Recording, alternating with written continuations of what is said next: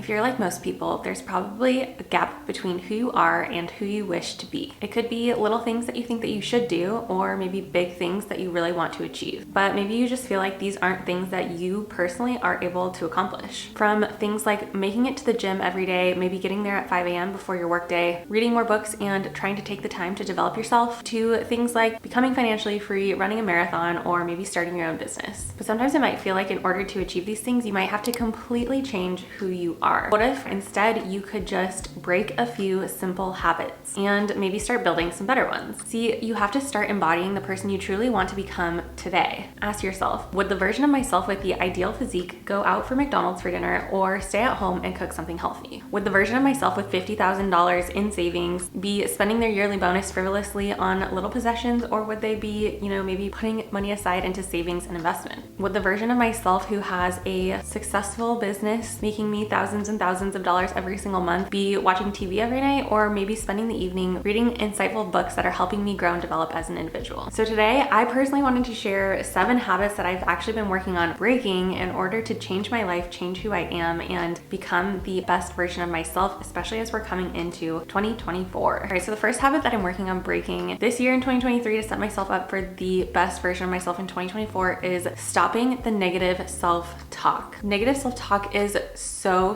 detrimental to your mental health and overall well-being. It's something that I personally really struggle with doing on a regular basis, to be completely honest with you guys. It's something that I'm still working on every day. I post a YouTube video and maybe it flops and I start going down a negative spiral of, I'm not a good YouTuber, I'm not very creative with my videos, people don't like my videos, I am stupid, I don't know, like all of these negative self-talk spirals, and it is so incredibly unhealthy. Instead, I'm working on breaking this habit and focusing on positive self-talk. So different ways that I'm trying to do this are through my morning journaling sessions. Obviously, I don't do this every single day because it does take a lot of time out of your morning routine, but it is something that I have been using as a tool when I know, especially when I'm feeling like super down, to spend 15-20 minutes, sit down with my journal and write down some positive affirmations, some positive things about myself, things I like about myself, things I maybe don't yet believe about myself, but that I want to be true. Another really positive way to do this is to start actually questioning those negative self-beliefs. If you are saying, for my example, I am not a good YouTuber, start asking yourself, well, why? Why do you think that you're not a good YouTuber? Is it because of these vanity metrics, like things like views, or is it because you actually have people in your comments saying that they don't like your videos? And I know that for myself that that's not actually true. In fact, normally in my comments I have people saying really positive things, that they really love my vlogs, that they really love these like personal development type of videos that help them improve their own lives. So I know that I'm actually making good videos and I really shouldn't be placing value on things like these vanity metrics. So start questioning those negative beliefs and then start trying to turn them around and come up with positive ones. The next habit that I'm trying to break is settling for mediocrity. As I think I was going through my 9-to-5 career, working for another company, I started to feel myself settle a little bit, settling in the fact that my job was not easy, but it was steady and it didn't really challenge me, but I knew it was something that I could do and I could do well. But settling for mediocrity can ultimately lead to a very unfulfilling life, and that was kind of what I was experiencing. If you're the type of person that maybe is experiencing some burnout in your work life or something like that, like it could really be because you're settling for something that doesn't really fulfill you, doesn't challenge you, doesn't push you to become the best version of yourself. So some ways that I have really worked on breaking the habit of settling for mediocrity is by pushing myself to do things out of my comfort zone, especially for me, because I'm so passionate about my career and such. It's really important to me to be pushing myself, challenging myself with having side hustles, having various sources of income and things like that. And to be honest, that's why I started my very first side business, Valor Bikini. I was kind of, feeling unfulfilled in my career and I wanted to have something that I was really passionate about. So if you want to break this habit, maybe start setting really specific and clear goals for yourself. Start taking calculated risks to move outside of your comfort zone, and you'll be surprised at how much you can accomplish and how much more fulfilled you will feel. And honestly, take the leap and start pursuing your passions. And obviously, like I was just mentioning, one way that I personally love to choose to not settle for mediocrity is to have various sources of income and have various side hustles. And while my main side hustle is actually YouTube, obviously here as you guys are watching this video, I wanted to share a little tip for anybody that has Etsy as a side hustle, or anybody that has been even just considering pursuing Etsy for a little bit of additional income. Everbee is a powerful product research tool designed for Etsy sellers. With Everbee, you can make sure your Etsy store is optimized to sell products that people are actually looking for. Plus, you can get started for $0 per month. The software provides valuable data such as product analytics, shop analyzer, keyword research, and more. One of the key features of Everbee is the product analytics tool. With this feature, you can track important metrics such as sales and revenue, or if you aren't quite sure where to start on Etsy, but you know you want to create a shop, this tool can also help you find products that are in demand to get your shop started. This feature is incredibly insightful and helps simplify the data analysis process. But there are tons of other features that this software offers. One of the coolest features about Everbee, in my opinion, is the listing rank tracker. From my brief experience selling some products on Etsy, I know one of the hardest parts about getting momentum is showing up in search. Everbee's listing rank tracker is a new feature to the software that allows you to monitor the rankings of your product listings for specific keywords over time. You can track up to 100 listings, and the tool will show you where the keyword for the listing is ranking on Etsy.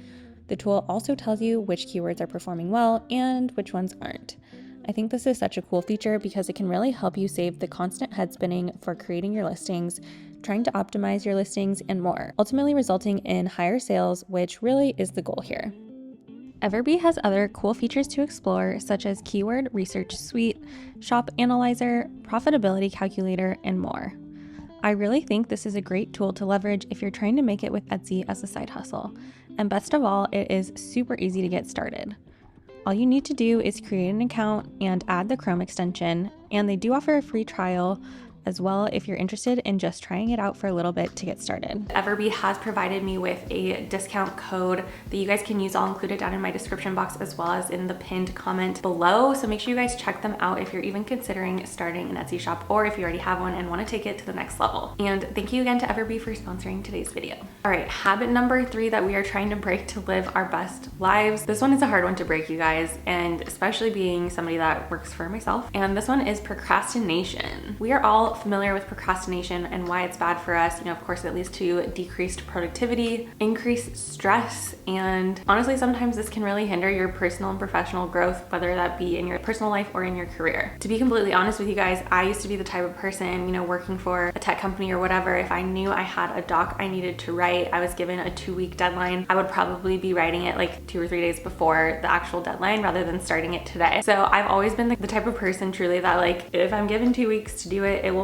take me 2 weeks to do it. And that's actually why I like to, especially being, you know, self-employed and having to hold myself accountable for all of the things in my life, I like to set realistic deadlines for myself that will also push me to not procrastinate. Even if it's as simple as have my laundry done by the time so-and-so comes over on Tuesday. That just gives me a deadline to do it, and it forces me to start working on the task and not procrastinating it and just basically like never doing it. It helps hold myself accountable, and it helps make sure that I'm, you know, optimizing my time and getting things done in a timely manner. If you need more help breaking the habit of procrastination, here's a few more tips. Break your tasks into smaller bite-sized pieces. So instead of, let's say, like your task is I need to clean the entire house before my in-laws come over this weekend. That is a daunting task. So maybe instead of just saying like I need to clean the house by Saturday, you say I need to clean the bathrooms on Monday, and then on Tuesday I'm gonna vacuum the entire house, and then on Wednesday I'm gonna do like all of the sheets, washing those, remaking the beds, things like that. Start breaking them down into smaller bite-sized pieces. Break it down by day so that it doesn't feel so overwhelming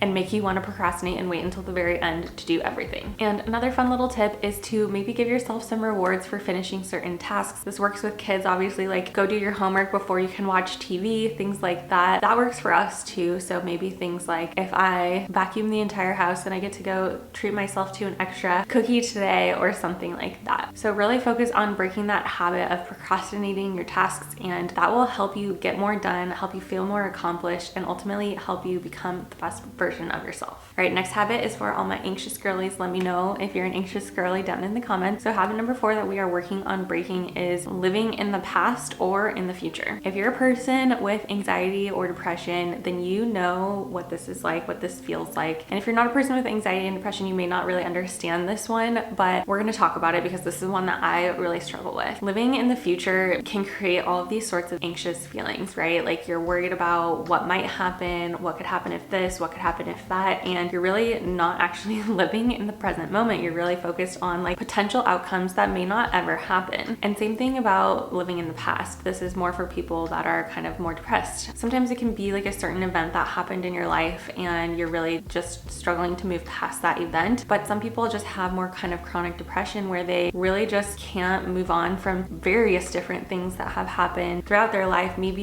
even just little things that happened yesterday, stressing about the way that they said something, worrying about those things, and really preventing them from actually living in the present. But as we should all know by now, living in either the future or in the past can really rob you of your joy and fulfillment and take away from the present moment and enjoying today. So we are really working on breaking this habit, you guys. We really want to focus on different ways that we can be present in the moment and not worry about the future and not stress about what's already happened. One way that I am really trying to implement this in my life is through actually practicing meditation and other kind of mindfulness activities. Again, journaling is one that's been really big for me because I've been able to sit down and kind of just like let go of things that happened in the past or maybe things that I'm worried about in the future. And it helps me just like get it all out, get it out of my mind. So that way now I can just focus on what's right in front of me. Of course, doing things like meditation is also very helpful. I really want to get back into meditating and just focusing on like breathing exercises and things like that, because that can really just help ground you, help you stay present in the moment. And ultimately that really helps you stop worrying about the past and the future.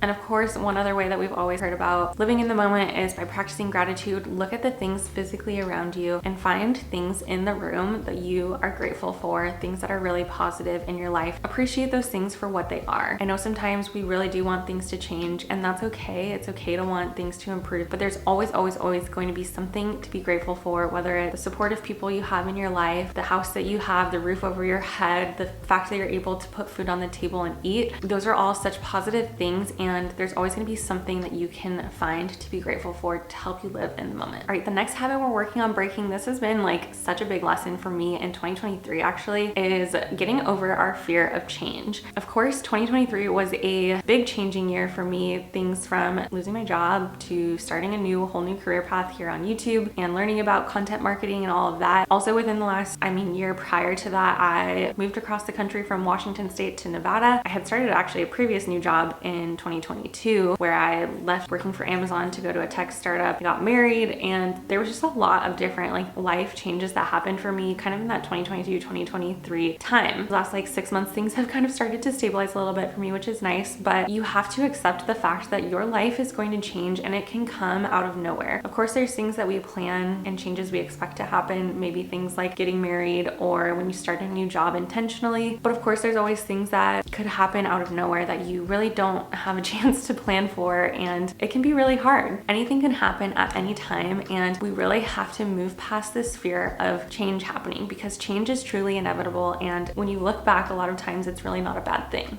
And one way you can kind of force yourself to do this is start making little tiny changes in your maybe routine or maybe in your environment. Change the decor around your house. Start changing up your morning routine by going for walks in the morning, or maybe instead of going for walks, you're really focusing on meditating and yoga. Just do little things that forces you to kind of change and adapt. And like I said, that will better prepare you for when the big changes inevitably come in life. All right, habit number 6 that we're working on breaking, you guys, is being judgmental. Some of us might feel like I am the least judgmental person in the world. Like, I don't care what anybody does. I personally feel like I'm this way most of the time. But of course, there's times when, I don't know, maybe you're out in a public place and all of a sudden you're judging some mom because she is not controlling her kid really well or something like that. And maybe you're not judgmental when it comes to like your friends and your friend group, but maybe you are a little bit more judgmental when it comes to people in public and what they might do. So this habit can be so big in just developing yourself and becoming like truly the best version of yourself. Of course, being judgmental with your friend group and your relationships, your family, that can really cause strains in relationships. So obviously that's really important to break the habit of being judgmental with those people. But even if you're not being judgmental within maybe your friends and your friend group, if you're maybe talking about other people and being judgmental about them, it can cause kind of a different type of strain in friendships where maybe all of a sudden other people don't really trust talking to you and being open with you because they worry that you might judge them. So I think the biggest thing here is to really work on practicing empathy and putting yourself in other people's shoes and really try to understand where they're coming from. You really don't know what's going on in someone else's life unless you ask. So take the time to fully understand other people's situations and put yourself in their shoes to make sure that you're really just not being judgmental about whatever situation that they might actually be going through. All right, habit number 7 that we're breaking, you guys, is not taking the time to learn, grow, or things like ignoring feedback. This one I've learned so heavily this year in 2023. Having a YouTube channel, I've taken taken feedback from so many different people, whether it be through, comments on my YouTube videos, people giving feedback about types of things they like to see in my videos, types of videos they want me to make. Of course, also listening to feedback from my husband, who has helped me build my content calendars and come up with content ideas. It can be really hard to get sometimes constructive criticism from people, but ignoring constructive criticism from people can actually really hinder your growth and improvement. And of course, if you're really ignoring other people and what they have to say, it could also potentially strain your relationship with those people as well. If we're really wanting to work on becoming the best versions of ourselves in 2024, we have to be super open to feedback and super open to hearing what other people have to say. And of course, this can also look like taking the time to learn and develop and grow through reading books, taking seminars, learning from podcasts, learning from YouTube. It can look like a lot of different things. If you want to become the best version of yourself, you have to take the time to learn how to become the best version of yourself. And of course, when you're getting feedback from other people, make sure it's from trusted people, not just random people on the internet. Of course, being a YouTuber, I get some interesting comments sometimes about people's opinions on me. Sometimes I have to take it with a grain of salt, but I also like to listen to the people that are being constructive and have positive advice for me. So be open to feedback, only take it from people you trust and respect, and also take the time to learn, grow, develop yourself, and learn new skills through reading books and educating yourself kind of in different ways. But you guys, I think that's pretty much it. Those are the 7 habits that I personally am really working on implementing to become the ultimate best version of myself in 2024. I hope that this video really helped you out, helped you think about who you want to become in 2024, what the best version of yourself looks like, what those habits might be to help you get there. I can't believe we are just about a month and a half away from 2024. Absolutely crazy. I am so excited to see what 2024 brings for me, and I really hope that I can embody the best version of myself this coming year. But that is it, you guys. I hope you found this video inspirational, motivational, and helped you out in some way. If you did, make sure you hit that thumbs up button because it just helps me know what videos you guys like to see from me. But that is it, and I will catch up with you guys next time.